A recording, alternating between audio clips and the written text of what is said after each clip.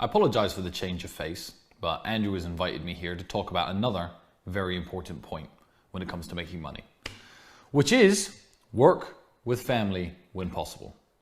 That's why I'm here. Now, it's very easy for people like me and Andrew to tell you to work just with family members because we're two brothers and we're exceptionally close, but we actually learned this from other people. Me and Andrew have always been best friends, but we used to fight and argue when we were growing up, and when we were 16, 17, we worked in completely different, let's call it fields. I mean, we worked different jobs. We weren't actively putting our resources together and trying to make money. We had some friends who were Pakistani guys from the United Kingdom, and they taught us a very important lesson. One of our friends, I won't say his name, but he had a Ferrari and he used to drive it around our hometown. And we were very impressed, and we said, well, how do you have this Ferrari? Because he was only a lawyer, a junior lawyer, making maybe £50,000 a year. A good income, but not a Ferrari income. And he told us, he said, you English people, you white people, actually, he said, mixed race, have it all wrong.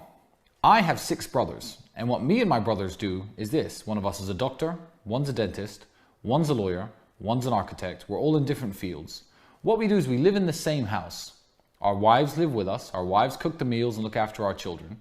And we pool all of our money together. That way we own the house instead of renting 6 other houses. I thought, oh, that's pretty clever. And what about the Ferrari? They said, well, a Ferrari finance payment is £2,000 a month, more than me on my own. However, I don't drive the car all the time. So me and all of my brothers, we bought these finance agreements for the Ferrari, our Range Rover, and our Rolls Royce. And we all drive them whenever we want. I thought, wow, that is smart. That's a conversation that got me and Andrew thinking at a very young age. From that point on, whenever we were renting a small apartment, we'd rent it together rather than pay 2 separate rents. Property prices in England were still too expensive for us to buy. But when we worked together, when we were looking at making money, we thought, how can we do this together? And everything from there went into a single pot. Up until this day, we're multi-millionaires. We share bank accounts. I don't know what's in whose account, under what name, which house, which car is owned by who. I mean, I know on paper, but it doesn't matter because everything is collectively owned. Now it doesn't matter so much. Me or Andrew could go our separate ways, buy our own family home and have 3 supercars each if we wanted to, but we don't.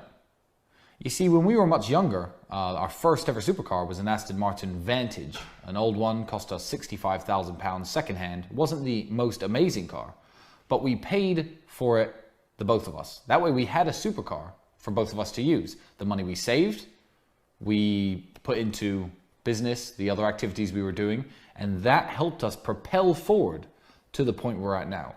So sure, it'd be easy to divide resources and split now, but why? Am I going to reach the next level faster if I do that? No. So now I live in a 7-bedroom house. My driveway is full. It's got 6 cars on it. I actually need to extend it now because Andrew won't stop buying cars, but that's fine by me. Always work with family. Now, my cousin from the United States is in a very lucky position. He's now living here in Bucharest. He works with us, and he essentially works with us forever. As long as we're making money, he's going to be here and he's part of the team. When I first met him, he was 5 years old. I didn't see him again until he was 19. Now, when he was 19, he was smart. He had it all going on, but he was a bit privileged. His mother was a very well-to-do woman, a best-selling author in the field of political science and a university professor. And he was at university, everything was getting paid for him. I thought, okay, he's not from the same world as me. But then things started going wrong for him. He was sleeping on a floor, delivering pizzas, living the kind of life I remember. So after 2 years of what I call the struggle, I thought, okay, it's time to bring Luke back in. And Luke is now a member of our team, as he is a member of our family. Now, I understand not everybody has brothers. Not everybody has cousins. You may be an only child. You may be an orphan. I don't know what you are.